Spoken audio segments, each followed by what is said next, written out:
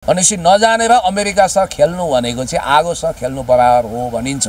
यद्यपि नीतिगत रूपमा तपाईँ विरोध गर्नुहोस्, सबै गर्नुहोस्, तर स्ट्राटेजिकल रूपमा अमेरिकाको यो हो भनेर जब तपाईँ मिडियाबाजी गर्नुहुन्छ भने तपाईँलाई साह्रै गाह्रो पर्छ।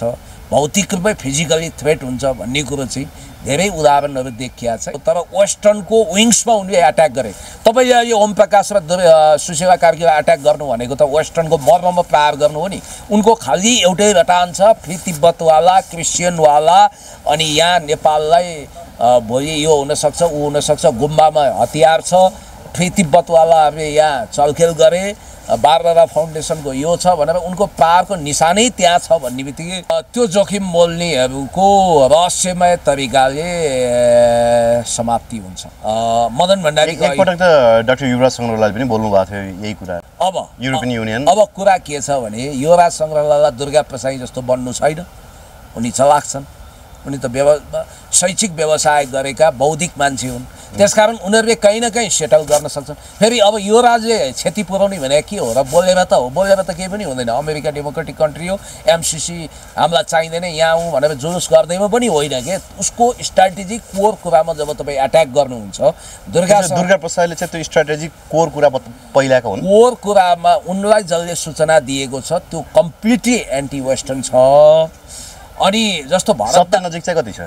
सत्य नजिक चाहिँ कति छ? एक्जाजरेसन छ, त्यसको अतिशयोक्ति छ, कति कुरा भन्न ढङ्ग जान्दैन। कति छ त? तर त्यसको जिस्ट चाहिँ त्यही हो।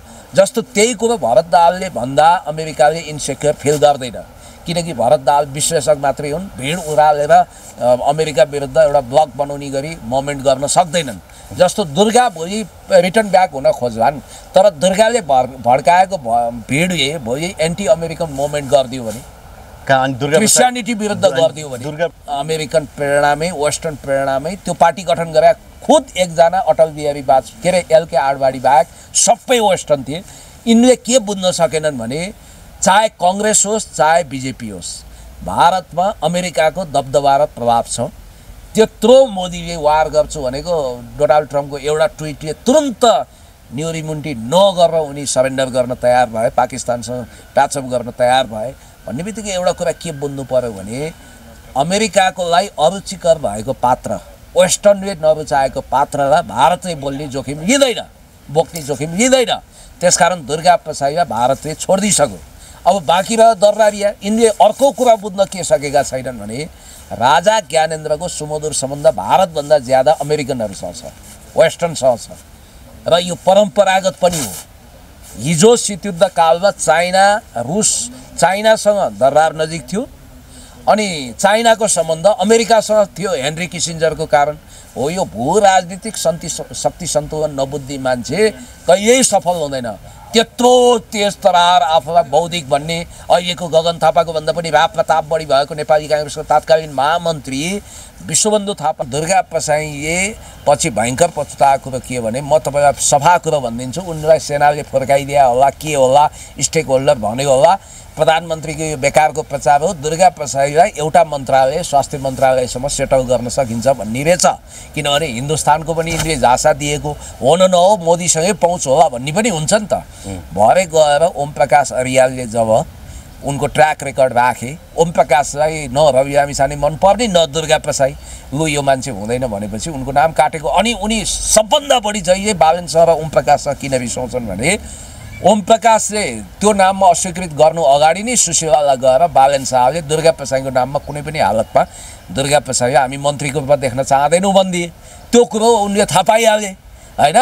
सेनालाई पनि उनले एक हदसम्म ट्र्याकमा राख्न खोजेका थिए। मन्त्री के बन्लान् भने उनी त अब प्रधानमन्त्री बन्ने इच्छा राखेको छु भन्दै थियो अस्ति, अनिखेरि उनले मलाई त्यही सन्देश पठाएका छन्। अब प्रधानमन्त्री बन्ने चाहिँ तपाईँको हो महत्त्वाकांक्षा राखेर हिँडेको मान्छे, यत्रो देशकै आन्दोलन लिड गरिरहेको मान्छे, अनि जब एउटा मन्त्री खान त्यो पनि अनिखेरि उनीहरूले आरोप लगाएको चाहिँ विदेशीको इसाराको सरकारमा जाला नि त मन्त्री खान। यो यस्तो हुन्छ क्या, तपाईँको भारतमा मैले नाम बिर्सेँ, एकजना मान्छे चाहिँ आफूलाई अमिताभ बच्चन पछिको ठुलो कलाकार सोच्थ्यो। शाहरुख खान उनीहरूसँगै स्ट्रगल गरेका थिए। अनि त्यो शाहरुख खानले दिवानामा जुन रोल पाएछ नि, त्यो मैले ठ्याक्कै नाम भुलेँ क्या त्यसको, हो त्यो रोल चाहिँ त्यसलाई अफर गरेको रहेछ। अनि उसले के भनेछ भने म त अमिताभ बच्चनलाई छायामा पार्न सक्छु मौका पायो भने। मेरो आवाज हेर्नुहोस्, मेरो रूप हेर्नुहोस्, मेरो योग्यता हेर्नुहोस्। म त यस्ता छोटामोटा ऋषि कपुर मुनि रोल गर्दिनँ। म भए सोलो हिरो बन्छु, नभए हुन्न भन्यो। घमण्डले गर्दा त्यसपछि उसले कहिल्यै रोल पाएन र ऊ सदाको लागि समाप्त हो। पाएको भाग गुमाएका गणपति लाल श्रेष्ठ अब कहिले मन्त्री बन्ने? किस्तीमा लगेर दिएको थियो, बिचौलियाको प्रभावमा परेर पर्यटन मन्त्रालय ताके पाएनन्।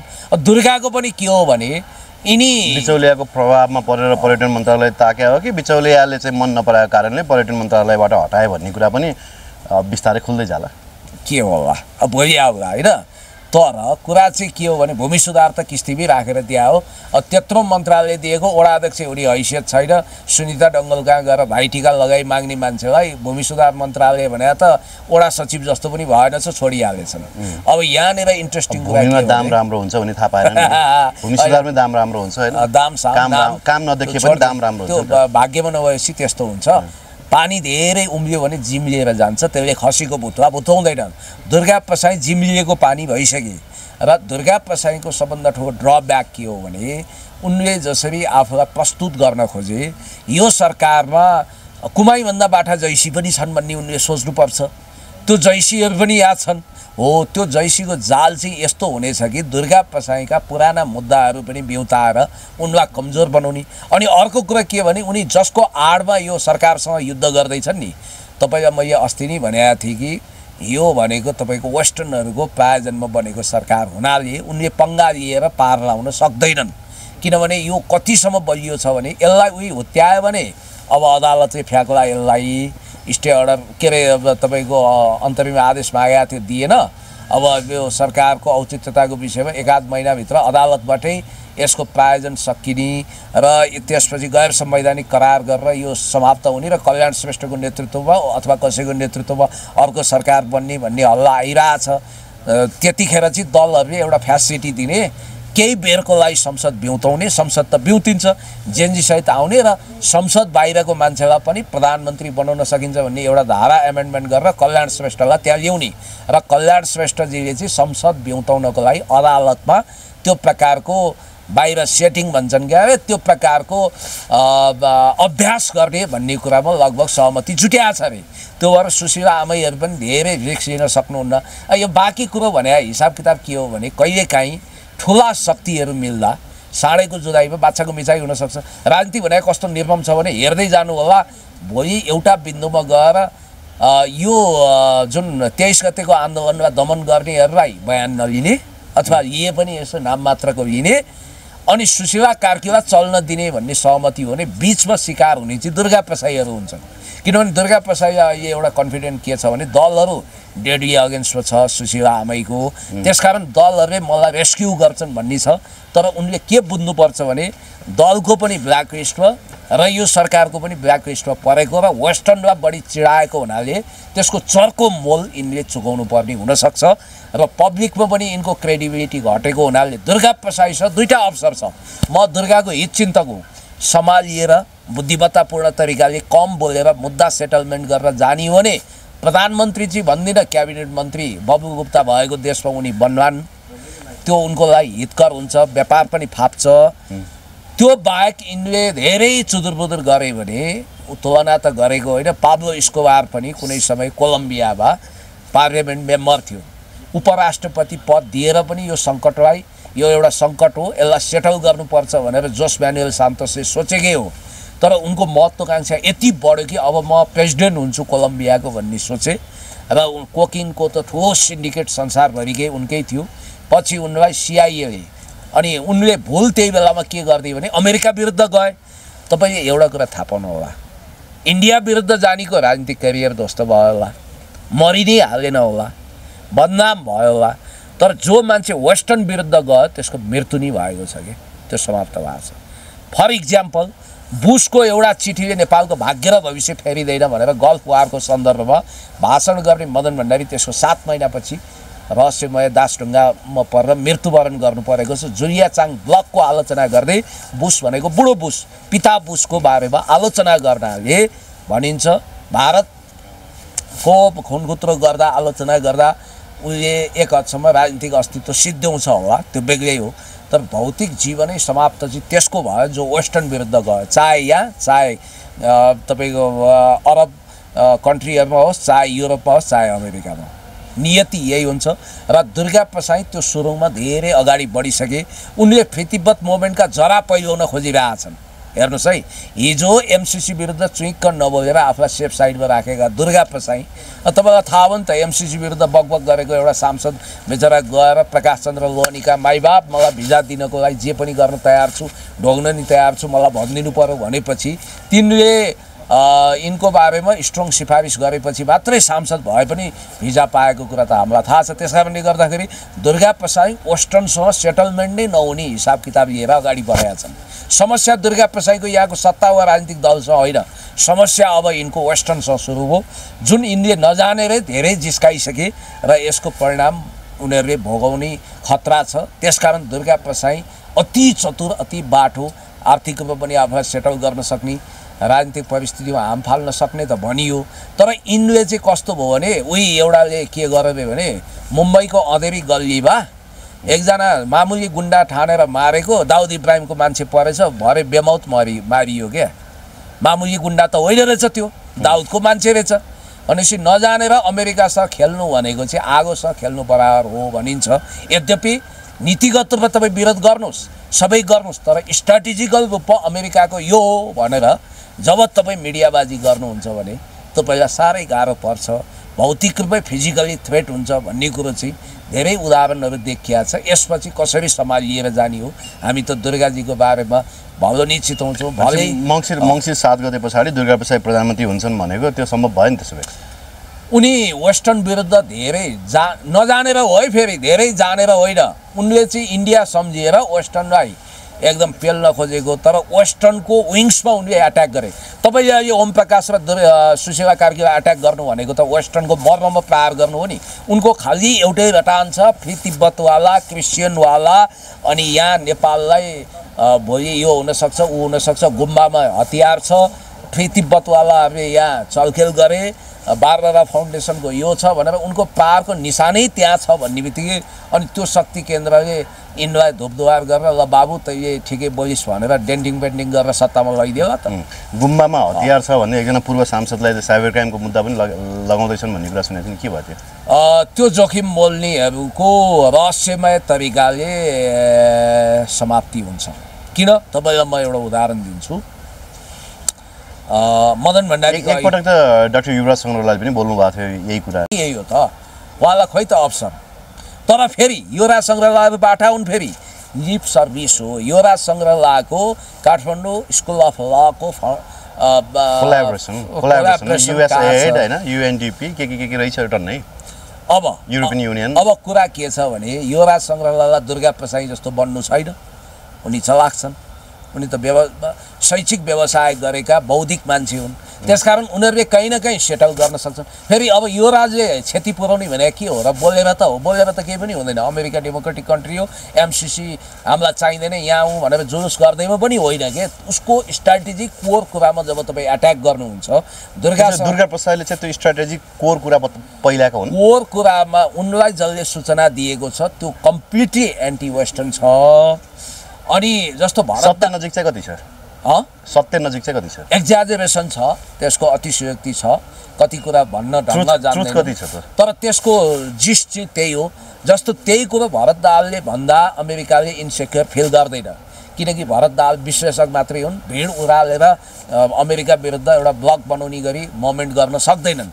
जस्तो दुर्गा भोलि रिटर्न ब्याक हुन खोज्लान्, तर दुर्गाले भड्काएको भिडले भोलि एन्टी अमेरिकन मोमेन्ट गरिदियो भने, क्रिस्चियनिटी विरुद्ध गरिदियो भने। दुर्गा प्रसादले तपाईँको भने रहेछ नि त हिजोकै भिडियोमा पनि, मेरो नाममा चाहिँ पर्सि हुने आन्दोलनमा तपाईँको विभिन्न एम्बेसीहरूमा, चाइनिज एम्बेसी, रसियन एम्बेसीहरूमा चाहिँ बम पड्काउने योजना छ बालेन लगायतको भनेर बोलेर रहेछ। अब हेर्नु त्यो चाहिँ इट्स टु मच, त्यतिसम्म हो। यिनी यही एक्सट्रिममा पुग्छन् र कसैले विश्वास गर्दैन। अहिले यिनले भारतसँग यिनले एक खालको त्यो मोदीलाई सम्माननीय प्रधानमन्त्री भन्ने, नेपाल चलाउन सकिँदैन भने भारतमा लगेर बिलाइदिउँ भन्ने, अनि त्यसपछि मिलाइदिउँ भन्ने, यता आसाममा मेरो 50 बिघा जग्गा छ, घर छ, म त्यहीँ गएर बस्छु भन्ने, अनि त्यसपछि भारत ठुलो देश छ यो भन्ने ऊ भन्ने, पुरै दलाली गर्दा पनि भारतले यिनलाई किन संरक्षण दिन सकेन भने यिनले के बुझेनन् भने त्यहाँको स्थायी सरकार दिल्लीमा बन्ने 7 रेसकोर्सको सरकार होइन, हो त्यहाँको स्थायी सरकार जो वेस्टर्नसँग जोडिएको छ र वेस्टर्नको हित प्रतिकूल हुने कुनै पनि राष्ट्रिय अन्तर्राष्ट्रिय शक्ति केन्द्र वा उठ्न खोजेका पात्र प्रवृत्तिलाई उसले निमिट्यान्न पार्छ, झरै उखल्छ भन्ने यिनले बुझेनन्। किनभने रको रिपोर्टिङको आधारमा मोदीले यिनलाई कुनै भाउ दिएन। यिनी बल गरेर अमित शाहसम्म पुग्न चाहन्थे, मोहन भागवतसम्म पुग्न चाहन्थे, त्यहाँसम्म पनि पुगेन।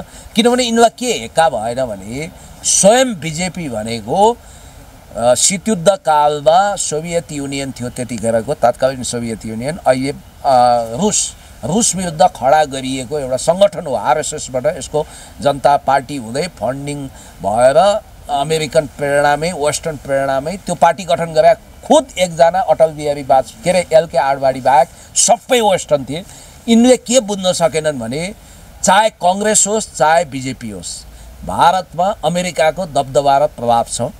त्यत्रो मोदीले वार गर्छु भनेको डोनाल्ड ट्रम्पको एउटा ट्विटले तुरन्त न्युरिमुन्टी नगरेर उनी सरेन्डर गर्न तयार भए, पाकिस्तानसँग प्याचअप गर्न तयार भए भन्ने बित्तिकै एउटा कुरा के बुझ्नु पर्यो भने अमेरिकाको लागि अरुचिकर भएको पात्र, वेस्टर्नले नरुचाएको पात्रलाई भारतले बोल्ने जोखिम लिँदैन, बोक्ने जोखिम लिँदैन। त्यसकारण दुर्गा प्रसाईलाई भारतले छोडिदिइसक्यो। अब बाँकी रह्यो दर्रारिया। यिनले अर्को कुरा बुझ्न के सकेका छैनन् भने राजा ज्ञानेन्द्रको सुमधुर सम्बन्ध भारतभन्दा ज्यादा अमेरिकनहरूसँग छ, वेस्टर्नसँग छ र यो परम्परागत पनि हो। हिजो शीतयुद्ध कालमा चाइनासँग दरार नजिक थियो अनि चाइनाको सम्बन्ध अमेरिकासँग थियो हेनरी किसिन्जरको कारण हो। यो भू राजनीतिक शक्ति सन्तुलन नबुद्धि मान्छे कहिल्यै सफल हुँदैन। त्यत्रो तेज तरार आफूलाई बौद्धिक भन्ने अहिलेको गगन थापाको भन्दा पनि राप प्रताप बढी भएको नेपाली काङ्ग्रेसको तत्कालीन महामन्त्री विश्वबन्धु थापा, बरु तपाईँले एउटा काम गर्नु न, उहाँ 79 वर्षको पुग्नुभयो क्यारे, अहिले पनि राम्रो बोल्नुहुन्छ, योगा गर्नुहुन्छ, एउटा इन्टरभ्यू चाहिँ गर्नु विश्वबन्धु थापाको, बरु हामी समय मिलाउँला। उहाँ भने इतिहास हो। विश्वबन्धु थापालाई अस्वीकार गरेर तुलसी गिरी हुँदै एकैचोटि सूर्यबहादुर कहाँ ऊ किन पुग्यो भने सूर्यबहादुरले के बुझेको थियो भने विश्वबन्धुले वेस्टर्न विरुद्ध इन्डियासँग गल्ला जोड्न खोजे, वेस्टर्नसँग उनीहरूको प्याचअप छ इन्डियनको भन्ने बुझेनन्। सूर्यबहादुर चाहिँ वेस्टर्न र इन्डियनको समदुरीमा बसेर उनले पावर गेन गरे। सूर्यप्रसादले दिएको बुद्धि हो सूर्यबहादुरलाई। त्यसकारणले हेर्नुहोस्, प्रधानमन्त्री बन्ने भन्ने कुरो चान्चो नै हुँदैन। सुशीला कार्की आफै चाणक्य बुद्धिको नभए पनि उनलाई बनाउने मान्छे ओम प्रकाश अरियाल भनेको मलाई मन पर्दैन, कति कुरामा विमति छ। ओम प्रकाशको उद्देश्य के हो? कम्युनिस्ट पार्टी जोइन गर्ने हो, नेकपामा जाँदैछन्। अब यो यिनले जब गृहमन्त्रीबाट हात धुन्छन्, उनको पत्नी पनि माधव नेपालको कानुन विभागको उपप्रमुख थिइन्, अहिले नेपाली कम्युनिस्ट पार्टीमा होइन्। ओम प्रकाशजी जता जाँदा पनि भयो। वैकल्पिक राजनीति भनेर रविजीहरूसँग प्याचअप गर्न सक्दैनन्, कुलमान र उनी मिलेर गए पनि भयो। भोलि तपाईँको केही सिप लाएन भने कम्युनिस्ट ब्याकग्राउन्डका मान्छे हुन् त्यहाँ जान्छन्। त्यो उसले भन्यो नि अस्ति, के अरे सुदन गुरुङ, त्यो भन्न लगायो मान्छे एमाले जस्तो लाग्न थाल्यो भने त्यो भनिदिएपछि त एमालेतिर निकटता बढ्यो नि त उनको। अहिले एमाले उनको गुणलाई सम्झिन सक्ने भयो, किनभने एमालेका कुनै पनि मान्छेलाई उनले गिरफ्तार हुन दिएका छैनन्। एमालेका एमाले वा कम्युनिस्ट ब्याकग्राउन्डका मान्छेलाई माया गरिरहेको देखिन्छ भन्ने बित्तिकै हामीले यहाँ बुझ्नु परेन। त्यो त राजनीति हो के। म समाउँछु भनेन भने, म प्रयत्न गर्दैछु भनेन भने त जेनजीले यिनीहरूलाई थुक्दैनन्। त्यो भएर मान्छेको आँखामा छारो हाल्न विगतका शासक जति सिपालु थिए त्योभन्दा कम सिपालु छैनन्। तर दुर्गा दाईको चाहिँ विडम्बना के भयो भने भले म माथि पनि अत्याचार गर्न लगायो होलान् विगतमा, मलाई पनि के भन्यो, त्यो बेग्लै कुरा। त्यसको राजनीतिकमा हिसाब किताब गरेर हिँड्नु हुँदैन, खुच्चिङ भन्नु हुँदैन, आहा भन्नु हुँदैन। ल बुवाको रिहाईको कामना गरौँ भन्नु पनि पर्यो होइन। किनभने दुर्गा प्रसाईजीलाई अभिव्यक्ति दिएकै आधारमा पक्राउ गर्नु नाजायज कुरा हो भनेर पनि भन्न म चाहन्छु। तर मेरो चाहनाले के हुन्छ, तपाईँको चाहनाले के हुन्छ? राजनीतिक त निर्मम हुँदो रहेछ। भू राजनीतिक चलखेलको दाउपेचमा दुर्गा प्रसाद जति बाटो छन् त्योभन्दा 1000 गुणा बाटो त साम्राज्यवाद छ, जसले नोरेगा जस्तो विश्वासपात्रलाई पनामामा प्रयोग गरेर पछि हेगमा उभ्याइदियो। पेरुमा लगेर जापानी मुलको फुजिमोरीलाई साइनिङ पाथ विद्रोहलाई दमन गर्नको निम्ति क्रूर ढङ्गले प्रयोग गरेर पछि उसैको राजनीति सिद्ध्याइदियो र त्यहाँबाट खेद्यो। त्यही बिन लादेनलाई मुजाहिद्दिनबाट जन्माएर अल कायदा बनाइदियो र त्यसैलाई सिद्ध्याइदियो। त्यही तालिबानीलाई डाक्टर नजिबुल्लाह विरुद्ध अफगानिस्तानमा उकासेर त्यहाँको राजतन्त्र समाप्त गरेर पछि त्यही नजिबुल्लाहलाई समाप्त पारिदियो। त्यही सद्दाम हुसेनलाई लाड प्यारमा हुर्कायो, त्यसैलाई समाप्त गरिदियो भनेपछि त्यो शक्ति केन्द्र हो जसले प्रयोजन होइन्जेल आँप चुसे जस्तै चुस्छ, कोया निस्किएपछि फ्याँकिदिन्छ।